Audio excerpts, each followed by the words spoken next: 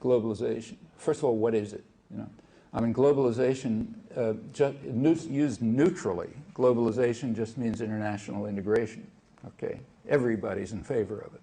I mean, it's been the core principle of the left and the working class movement since their origins. That's why every union is called an international. Okay, everybody's in favor of globalization.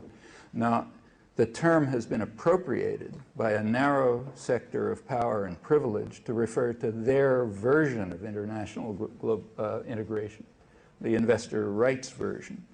And that makes sense for them to try to to own the term, because anyone who's opposed to their version then becomes anti-globalization, meaning some kind of primitive who wants to go back to the Stone Age or something like that.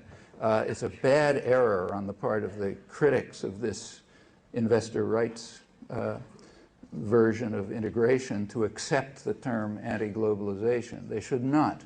We're all in favor of globalization. The question is it going to be in the interests of people or in the interests of private power?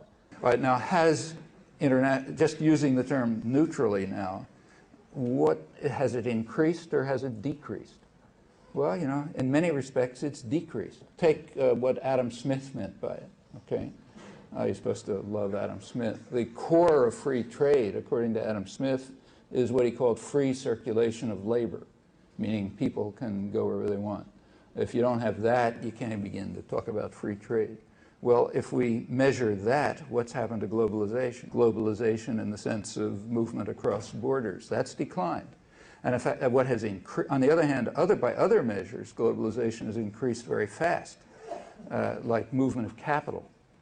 So increase of capital flow across borders has just escalated astronomically in the last 25 years by the breakdown of capital controls.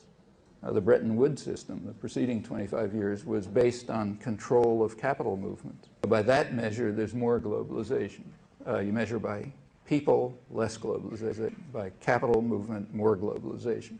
In fact, you see it very dramatically in the U.S.-Mexico relation. So the U.S.-Mexico border, it was militarized in 1994 under Clinton's Operation Gatekeeper. It was militarized in order to stop the movement of people across the border. That is, to cut back international integration. Why in 1994? Well, because that was the year when NAFTA was initiated. NAFTA is claimed to be something that increases integration between Mexico and the United States, but not people. Measured by people, it cuts back the flow. That's why you had to militarize the border. Why did they want to militarize the border? Well, because what they predicted in Mexico is what's called an economic miracle from NAFTA, which means a disaster for most of the population. Wages have dropped precipitously, investment has declined, and in general it's been a kind of an economic miracle. Economic miracle means that for a small sector of wealthy people and for foreign investors it's fantastic. That's the definition of a miracle. And they expected that, and that's why you had to militarize the border. So did that increase integration or decrease it? Well, that's an ideological question. Depends what you want to measure.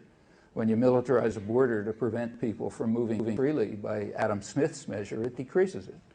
Okay, by the measure of, the owners of the economy, it increases it. They make more profit. What about trade? Everybody reads that trade increased between Mexico and the United States. Did it? Well, not by Adam Smith's measures. Before NAFTA, in 1993, there was plenty of movement of commodities across the border, but about 50% of it was internal to a firm. Okay, that's not trade. Okay, at least by classical economic measures. That's no more trade than if General Motors moved something from Indiana to Illinois. Well, it was 50% before NAFTA, now it's about 66%. Very little of what's going on across borders is trade in any serious sense. Some things have definitely declined, like movement of people. In the case of NAFTA, not just by accident, by militarizing the border. Just a day or two ago, Bush announced further militarization of the border. That's cutting back international integration. I mean, pretext is drugs, but that's pretext for anything. So you just can't answer these questions simply about globalization. There's just too many different ways of looking at it.